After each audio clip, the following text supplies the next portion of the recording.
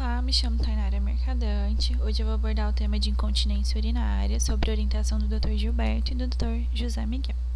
O nosso roteiro de aula, vou abordar sobre a síndrome da bexiga hiperativa, a incontinência urinária de esforço, vou falar um pouco de conceito, epidemiologia, fisiopatologia, fatores associados, o diagnóstico e o tratamento de ambas, também falar sobre o tratamento da incontinência urinária mista, trouxe um artigo sobre o tema e as minhas referências, né? A síndrome da bexiga hiperativa, ela é um desejo súbito e não adiável e compulsivo, né, de urinar. O que é a característica que é caracterizada a urgência miccional.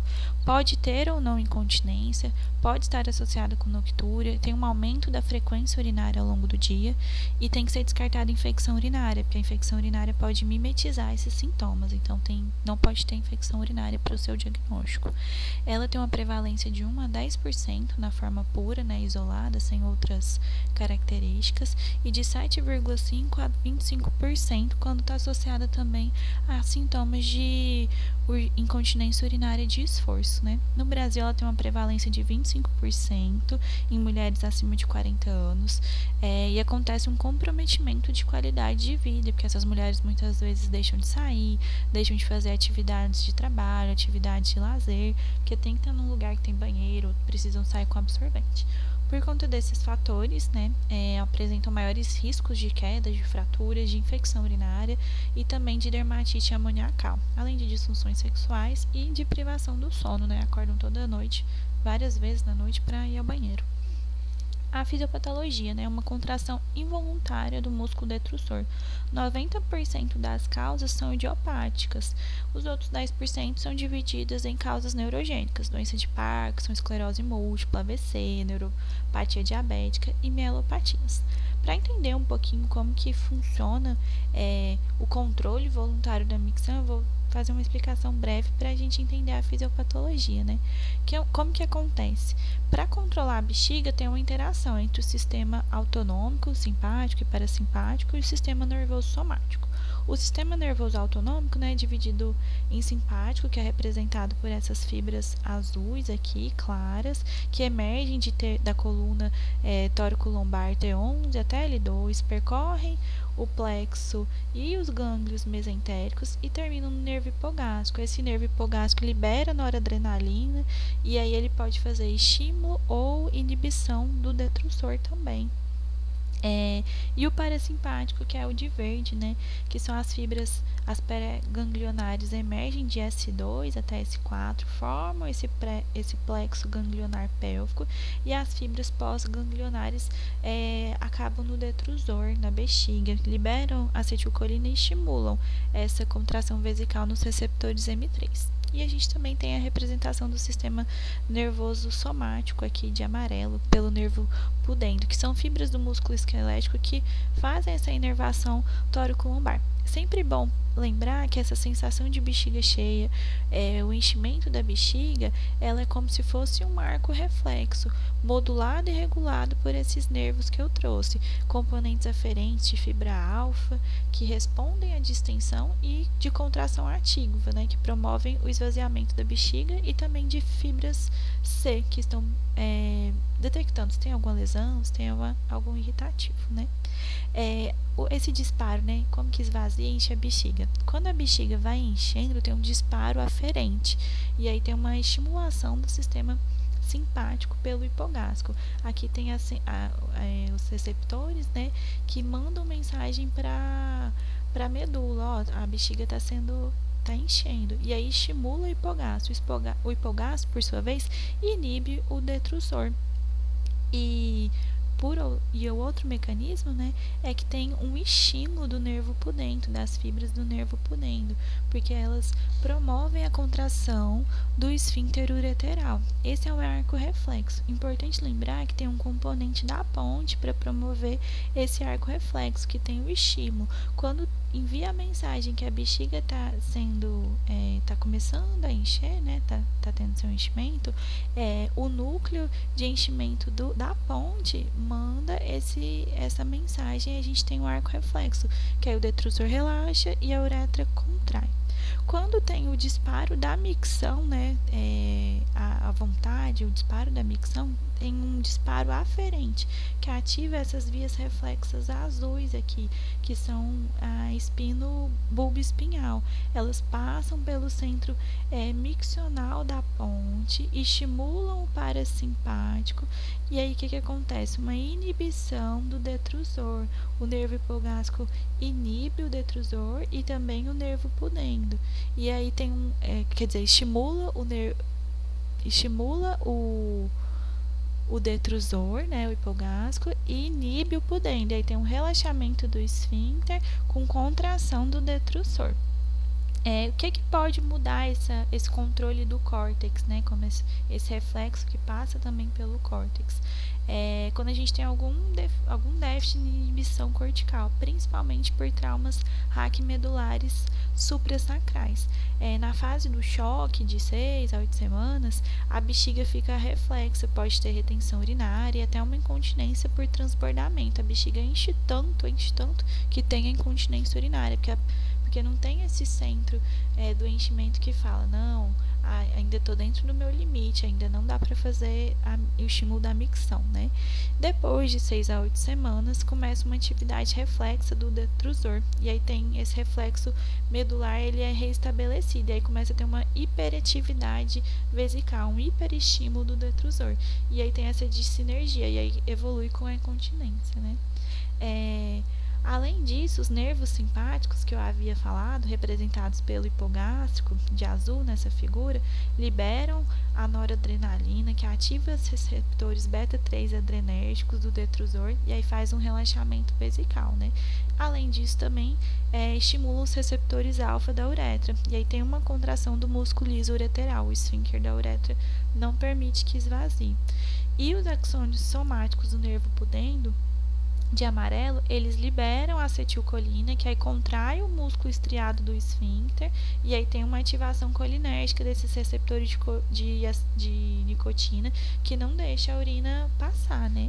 E para quando for relaxar, os nervos parasimpáticos, eles liberam acetilcolina, que ocasiona a contração vesical. Então, eles estimulam os receptores M3 no músculo liso, né? Importante lembrar que esses nervos também trabalham com liberação de ATP, principalmente os parasimpáticos, que excitam o músculo liso, e o óxido nítrico, que causa um relaxamento.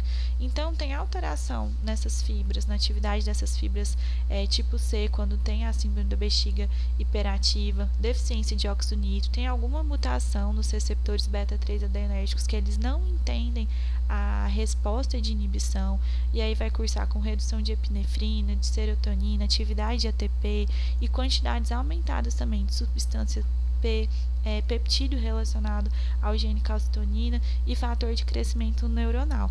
Ainda não se sabe, né, entra naqueles 90% de causas idiopáticas. O que causa esse desbalanço em vários desses fatores, mas esses desbalanços que geram essa hiperatividade do detrusor.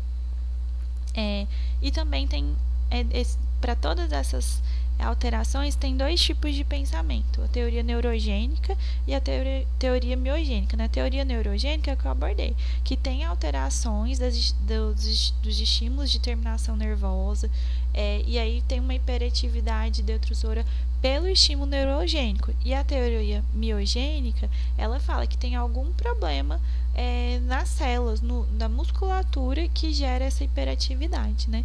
Cursando com alterações anatômicas, e aí vai ter um estímulo aumentado das terminações nervosas, o relaxamento e o reflexo dos músculos pulpocoxígeno, da musculatura estriada periuretral fica com alteração, e aí o que ocorre? A uretra proximal, ela é tracionada, e aí tem uma abertura do colo e perde urina, então o detrusor fica lá, e acontece todas essas alterações na musculatura que permitem a incontinência, né, chegar na incontinência. Os fatores associados à síndrome da bexiga hiperativa são obesidade, uma ingestão de cafeína alta, mais de 400 mg por dia, bebidas gaseificadas também estão associadas, e frutas cítricas.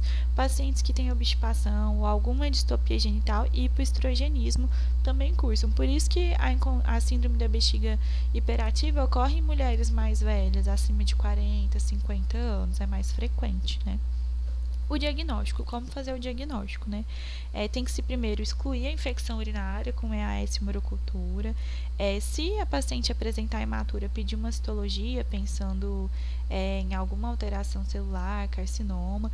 Se também tem suspeita de corpo estranho, de uma litise, proceder à cistoscopia, mas são exames que não são solicitados de rotina. E a melhor forma de fazer é um diário miccional. A Febrasgo orienta a fazer um diário miccional de 3 dias. No nosso manual, ele fala que de 24 já é suficiente, é mais prático, mais fácil da paciente seguir, né? E aí, o que ela vai monitorizar? Ela vai monitorizar o débito urinário, porque o normal é entre 1.000 e 2.500.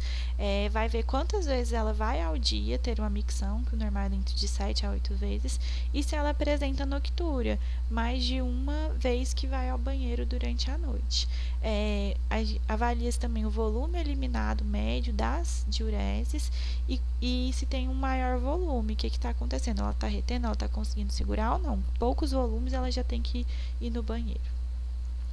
Na síndrome da bexiga hiperativa pura, ou seja, só com sintomas de urgência, noctúria, aumento da quantidade de vezes que vai ao banheiro, o tratamento de primeira opção, de primeira linha, é o comportamental, é controlar a ingesta hídrica, falar para essa paciente tentar beber água ao longo do dia e à noite, depois das 18 horas, evitar a ingesta hídrica, porque senão ela vai ficar acordando e indo no banheiro, vestir roupas que são mais fáceis de tirar e o banheiro de fácil acesso.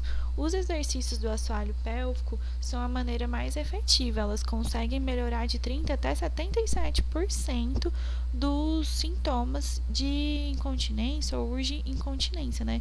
O que acontece? É um estímulo da parede vaginal, elas contraem, sendo que metade dessas contrações tem que durar pelo menos 6 segundos e há outras contrações rápidas, e 200 por dia. O resultado, né, essa melhora, demora de 3 até 6 meses após o início desse exercício diário. Outra opção também é uma eletroestimulação percutânea, que ele estimula a parede vaginal, faz uma inibição do detrusor e melhora os sintomas. Acontece por conta daquele reflexo medular das fibras aferentes dos nervos do pudendo, ele modula essa questão. E também a orientação de reeducação vesical, falar para essa paciente, quando der a vontade no banheiro, tenta segurar um pouquinho, 15 minutos, vai aumentando o intervalo entre as micções até que tem um intervalo mínimo de 3 horas de uma micção para outra. Ela vai treinando a bexiga. E a orientação da ingesta hídrica que eu já havia falado. O tratamento busca aliviar esses sintomas e melhorar a qualidade de vida. As opções, que é a segunda opção, né, que é a terapia medicamentosa, a gente indica quando já fez de 3 a 6 meses do primeiro tratamento de educação vesical, de exercícios pélvicos, né? Se teve falha, ela continua com queixa, a gente indica o tratamento. E aí promove anticolinérgicos, que são antagonistas dos receptores muscarínicos, né? Que vai reduzir a amplitude da contração vesical, aumentar a capacidade da bexiga e retardam também o primeiro desejo miccional. Os efeitos colaterais é que eles podem dar muita boca seca, tontura, vista turva e retenção urinária. Lembrar que eles são contraindicados em quem tem miastenia graves, glaucoma de ângulo fechado, em pacientes que têm muita obstrução intestinal, colite ulcerativa ou doenças cardiovasculares instáveis e também neuropatia obstrutiva. E outra opção são os beta-3 adrenérgicos. Eles têm menos contraindicações e menos efeitos colaterais. Geralmente boca seca e podem ocasionar hipertensão. Os medicamentos, né, que a gente tem aprovado aqui no Brasil, que foram essas classes que eu falei. A oxibutinina, que a gente usa de 5 a 20 miligramas por dia, 1 a 4 comprimidos, né? De 1 a 4 comprimidos por dia. Ele é um antiespasmódico e anticolinérgico. Ele pode fazer ele é uma ação local antimuscarínica seletiva nos receptores M1 e M3. Só que ele atravessa a barreira hematocefálica, então não é muito bom usar em pacientes muito idosos, acima de 65, 70 anos, porque ele tem maior uma afinidade, pode dar alguns sintomas de tontura e acometimento neurológico. A tolderotina,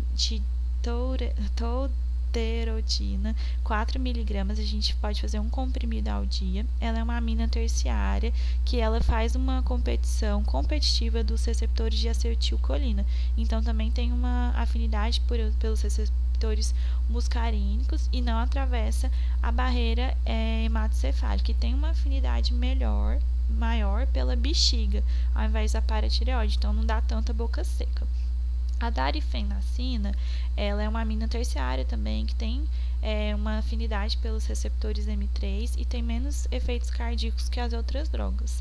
A solifenacina, ele também é um anticolinérgico M3 que tem pouca atividade pelas paratireoides, então pelas parótidas, então dá pouca boca seca. E tem, por último, o mirabegron, né, a mirabegona, que é um agonista beta-3, tem uma ação no músculo do detrusor, ativa os receptores beta-3 e tem uma ação também indireta nos nervos parasimpáticos. Ele inibe a liberação de acetilcolina pela aquela relação do detrusor e então tem um aumento também da capacidade vesical. Essas são as medicações que a gente tem aprovadas no Brasil.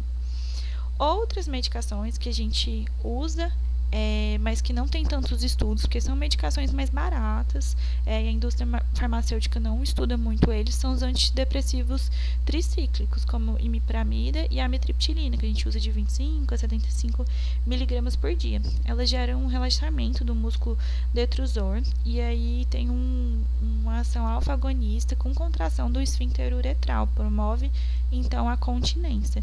Tem que ficar muito atento nas contraindicações, né? Pacientes que têm arritmias cardíacas, glaucoma, obstipação e também alguma alteração cognitiva. Nas pacientes idosas, polimedicamentosas, sempre ficar atento se ela está usando algum beta-bloqueador, porque irrita o detrusor, ou se está usando diurético. Às vezes a mulher está usando o diurético 2, 3 vezes de forma inadequada, então tem que observar isso.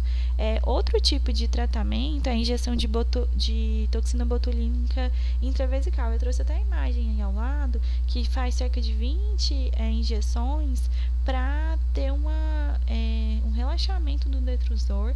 Só que esse tratamento é um tratamento que tem que repetir. O ruim dele é por isso. Ele dura mais do que o botox facial, né? Pode durar até 18 meses. Só que ele tem um risco de retenção, né? 5 a 10% dos casos das pacientes tem uma retenção. Então, você aplica 20 injeções de 1 ml de botox na mucosa, na submucosa e na muscular da bexiga, e tem uma melhora de até 75% da qualidade de vida dessas pacientes e até 87% da urge incontinência. Só que é um tratamento que gera um pouco de desconforto, dor, e tem que ficar reaplicando. E a outra opção é a neuromodulação sacral, que eu já havia falado, né? Que são inseridos eletrodos nas raízes sacrais, e aí tem uma neuromodulação que fica nas nádegas, tipo um marca-passo, né? E aí ele vai modulando o arco reflexo da bexiga, que tem a bexiga hiperativa que tem um dano neurológico. E agora falar um pouquinho sobre a incontinência urinária de esforço. O que é a incontinência urinária de esforço? É uma perda involuntária da urina associada a esforço, tosse, espirro. Acontece por uma hipermobilidade da uretra. Tem uma prevalência de 10 a 39% da população, depende muito da faixa etária. Quanto mais idosa, mais prevalente, né? Os fatores associados: 30% das pacientes que têm a prevalência estão na sexta década de vida, e quanto mais velha, com o envelhecimento, a prevalência vai aumentando, né? O que acontece? Tem um aumento da pressão abdominal, que tem um enfraquecimento da musculatura. Isso se dá por muitas gestações. Quanto mais gestações, mais associação com incontinência urinária de esforço. O parto vaginal também tem uma associação. Obesidade, pacientes que têm abdominoplastia, obstipação crônica, DPOC, o tabagismo, e pacientes que tiveram esterectomia prévia, né? Que acontece o envelhecimento tecidual, tem danos à face endopélvica, os músculos e ligamentos, e aí pode acontecer o enfraquecimento da musculatura do períneo por esses fatores. O que acontece, né? Qual que é a fisiopatologia? Durante o esforço, o aumento da pressão intraabdominal, a uretra desce abaixo da borda inferior da sínfise púbica, que é essa hipermotilidade uretral. E então a uretra deixa de receber o aumento da pressão abdominal simultâneo ao esforço. Então, acaba que a pressão intraabdominal fica toda na bexiga, no detusor ali, né? E não na uretra. Então, a bexiga continua recebendo pressão e aí tem um efeito que altera as forças da mucosa e aí fecha a uretra, formado pela submucosa, pelos músculos liso e o estriado. E aí esse coxim, ele permite com que, esse neurovascular, né, permite com que aumente a pressão na bexiga e a uretra libere. Então, acaba que a uretra fica com a diferença de pressão, fica com menos pressão em relação à bexiga. E aí a urina sai toda por ela quando tem essas situações de aumento da pressão intraabdominal. O diagnóstico, né, da incontinência é feita com uma anamnese, principalmente, vai promover o diário miccional, igual na incontinência urinária, na síndrome da bexiga hiperativa, vai perguntar para a paciente tem quanto tempo que dura esse sintoma, é só com esforço que desencadeia, se ela está usando absorvente, perguntar dos antecedentes obstétricos, se tem alguma cirurgia prévia abdominal, que medicações que usa, se tem tabagismo, noctúria e enurese. Pacientes com enurese tem que ficar atento, porque fala muito a favor de incontinência urinária de esforço. 70% dos sintomas também podem ter frequência. A paciente, ela começa a perder a urina aos esforços e ela começa a ter um reflexo de se educar, a ir mais ao banheiro para evitar de perder xixi. E acaba também evoluindo por esse comportamento com uma urgência miccional. Até 50% das mulheres evoluem. Uma das classificações da incontinência urinária dos esforços é que a gente faz muito no ambulatório. Perguntar para ela se ela perde urina quando tosse, espirra, gargalhada, que é um esforço muito grande, ou se ela perde quando vai subir e descer escadas, que é uma incontinência urinária moderada, né? Ou se ao trocar o passo, virar o corpo, que é os mínimos esforços, para a gente tentar entender qual que é o grau de impacto na vida dessa mulher e o nível de incontinência que ela tem. E aí proceder ao exame físico, né? Fazer o teste do esforço. A mulher com a bexiga chegou no consultório, você não vai pedir para ela encher, você vai fazer o teste. Tem que tossir deitada, depois sentada e em pé. Se ela perder urina em algum dos passos, ela perdeu deitada, não precisa proceder o restante da parte do exame, mas não perdeu deitada nem sentada. Aí vai fazer em pé, pedir para ela tossir e ver se tem perda urinária. Depois pedir para ela ir pro banheiro, né, ter a micção, medir quanto que tinha na bexiga dela e depois passar uma sonda uretral para ver qual que era o resíduo depois do esvaziamento, o resíduo pós-miccional. Em algumas pacientes, a gente faz o teste do cotonete para verificar essa hipermobilidade. Às vezes o paciente não perdeu urina, a gente não conseguiu ver. E isso é bom porque esse teste do cotonete, ele é um fator prognóstico. Se a gente for indicar uma cirurgia, porque estiver acima de 30%, tem uma hipermobilidade uretral, é um bom prognóstico de cirúrgico. Se tiver menos de 30%, é um prognóstico ruim. Também observar no exame físico, pedindo a manobra de Valsalva se essa mulher tem alguma distopia que tem que ser corrigida, e fazer um exame neurológico simples, ver se tem sensibilidade do períneo, se tem reflexo do clitoridiano, se ela consegue fazer a piscada anal com contração voluntária para ver se tem função dos elevadores do ano, né? É uma pista, assim, esse exame neurológico simplificado para ver se tem alguma desordem a nível de S2, S4, e o importante também é ver se tem prolapso, às vezes reduzir esse prolapso para ver se essa paciente tem incontinência, tá? No exame físico, observar se ela tem dermatite amoniacal, se tem hipoestrogenismo, porque está muito associado também com hipoestrogenismo, né? Exames. Que exames solicitar para essa paciente? É a espirocultura, sempre solicitar para descartar também vigência de infecção urinária. E o exame urodinâmico, ele é dispensado. O que a Febrasgo fala é que quando tem alguma incontinência urinária complicada, a paciente parece ter algum sintoma neurológico, alguma disfunção, solicitar o exame urodinâmico, mas ele é um exame de exceção, não é um exame utilizado como regra. E nas pacientes que às vezes não conseguem ver no consultório, que tem a perda urinária aos esforços, tem até um teste do absorvente, ou PET teste, que você coloca ela com absorvente, deixa ela por 1, 2 horas, pesa o absorvente antes e depois, para ver se teve perda urinária, né? Ao trocar o passo, subir a escada, que às vezes você não consegue documentar no consultório. E como que é o tratamento, né? Primeiro, estrogênio tópico, também vai ser usado alfa-agonistas, beta-3 agonistas, pode ser usada também eletroestimulação e a duloxetina.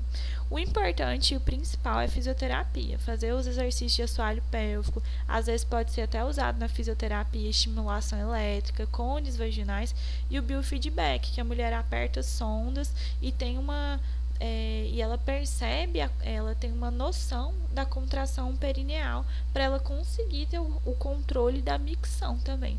Fazer a ginástica hipopressiva e o diagnóstico e o diário miccional também para ela controlar, para ver se está tendo melhora, né?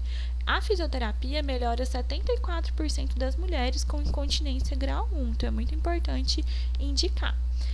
Para as pacientes também, controle e perda de peso, se tiver com obesidade, né? E controlar alguns fatores crônicos. Às vezes a paciente é asmática, tem tosse crônica ou obstipação intestinal, orientar dieta, atividade física, consumo de hídricos, né? O tratamento cirúrgico agora da incontinência urinária, o objetivo dele é restabelecer a anatomia e a função contensora da uretra.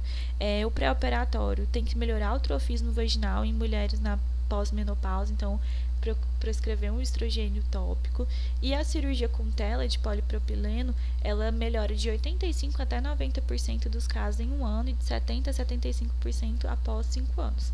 Os cuidados pós-operatórios, evitar a relação sexual nos próximos 60 dias, né? Quando se depara com incontinência urinária de esforço, avaliar. Tem hipermobilidade ureteral? Sim, tem. E é uma incontinência urinária grau 1. Então, promove fisioterapia de 3 a 3 meses. Não melhorou, então ela vai continuar com a fisioterapia. Não melhorou, aí é indicada a cirurgia. Se não tiver cistocele, é indicado o sling transobturatório ou a cirurgia de Burch modificada. Não, tem cistocele, um cistocele grau 2 para frente. Então, fazer a copo períneo rafia anterior e corrigir o defeito lateral se ele estiver presente. Agora não, ela tem hipermobilidade uretral e é uma incontinência urinária grave ou moderada, grau 2 ou grau 3. Avaliar se ela tem uma cirurgia prévia para incontinência urinária, obesidade, e a indicação é de fazer o sling transobturatório ou suprapúbico, né? E se tiver uma cistocele grau 2, também associar com a copo períneo rafia anterior. Agora, mulheres que não têm a hipermobilidade uretral, ou seja, no teste do cotonete é menor que 30 graus, falar para ela, tem um pior prognóstico, a chance de cura é menor. E aí fazer o sling transobturatório também. A Febrasgo, ela fala que só a coporrafia anterior, ela tem uma taxa de cura baixa, menos de 40%. Então, se não tiver prolapso, ela não indica ser feita, somente se tiver prolapso, né? E aí fala sobre os slings transobturatórios ou retropúbicos, os slings pubovaginais, e também ela fala que uma alternativa são as cirurgias retropúbicas, que é a coposuspensão a Burch ou a cistopexia a Marshall Machete. Só que essas cirurgias retropúbicas, elas têm uma chance de dano de vesical muito grande, de aumento a morbimortalidade das pacientes, enquanto os slings transobturatórios têm uma chance menor de lesões para as pacientes, né? É meio que uma evolução. Antes se fazia muito coposuspensão a Burch e cistopexia a Marshall Machete. Foi se vendo que a chance de lesão de uretra, de bexiga era muito alta, e aí foi evoluindo para o uso dos slings transobturatórios. É mais ou menos assim que cursou, né?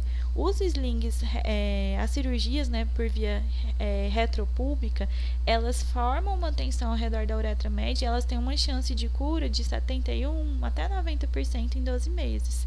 E em 5 anos, tem uma duração de 87% de cura, então as pacientes recorrem pouco, né? Só que, igual eu falei, elas têm uma chance de mais complicações. E os slings transobturatórios, eles podem ter até 82% de cura a curto prazo e de 40% até 90% em longo prazo, mais de 5 anos. Agora eu vou falar um pouquinho sobre as cirurgias, né, que eu havia falado. A primeira e a segunda figura, elas mostram um pouco da técnica de Burch, como que ela é feita. Que a gente faz a tensão, faz a sutura no ligamento de Cooper, e aqui ele mostra na figura do meio superior como é que abraça o colo, abraça a uretra, permitindo quando aumenta a pressão intraabdominal, a urina não sai. Embaixo tem uma demonstração de verde ali do sling retropúbico, que era muito difundido, né? E aqui o sling pubovaginal, que eles colocavam em 2 tempos, né? Abdominal e embaixo. E aqui, embaixo de azulzinho, o sling transobturatório, que é o que a gente usa atualmente, assim, mais frequente, né? E a incontinência mista. A incontinência mista é quando a paciente tem tanto sintomas de urgência quanto de esforço. O ideal é fazer uma prova terapêutica por 3 meses, se ela já tinha sintomas de bexiga hiperativa. Se tiver insucesso, aí vai cursar com a cirurgia, né? Não, ela tinha síndrome da bexiga hiperativa antes e ela cursou com a incontinência urinária de esforços. Então, e estão com sintomas persistentes, aí você vai fazer. Ou não, ela tinha uma incontinência urinária de esforço, e aí sim, por conta daquela questão de se reeducando, de ir no banheiro, ela evoluiu com síndrome da bexiga hiperativa. Também vai fazer cirurgia, ou se ela tiver alguma distopia associada. Agora eu vou falar um pouquinho do artigo, né? Eu trouxe um artigo que ele foi feito falando sobre a eficácia dos slings a longo prazo. Foi um estudo que foi feito na Finlândia, com 3.500 mulheres, né? E aí eles falam que a incontinência urinária lá no país deles tem uma frequência de 40%, uma incidência de 40% em mulheres, e 10 a 14% dessas mulheres em algum momento da vida vão operar. Eles colocam que o sling, hoje as telas, é o tratamento mais usado para médio e curto prazo, só que tem uma preocupação com os efeitos, né, que pode dar dor pélvica crônica, extrusão de tela, dispareunia e as reoperações dos slings. E aí ele cita que nos Estados Unidos, o FDA, o governo escocês, e como se fosse o Ministério da Saúde do Reino Unido, que é o National Health Service, eles acreditam que as complicações dos slings não são muito raras, então precisa-se de mais estudos para acompanhar a médio e longo prazo, né? E aí ele cita que já existem estudos prévios de 10 anos que mostram que 4 a 5% das pacientes apresentam uma recidiva e 4% também reoperam. E aí eles se propuseram a realizar um estudo que acompanhou pacientes por 10 a 17 anos de segmento pós-cirúrgico. Eles reuniram 3.500 mulheres do hospital base, e aí eles pegaram 3.334 mulheres que estavam na rede, que lá eles notificam, toda cirurgia eles têm que notificar para o governo que foram feitas.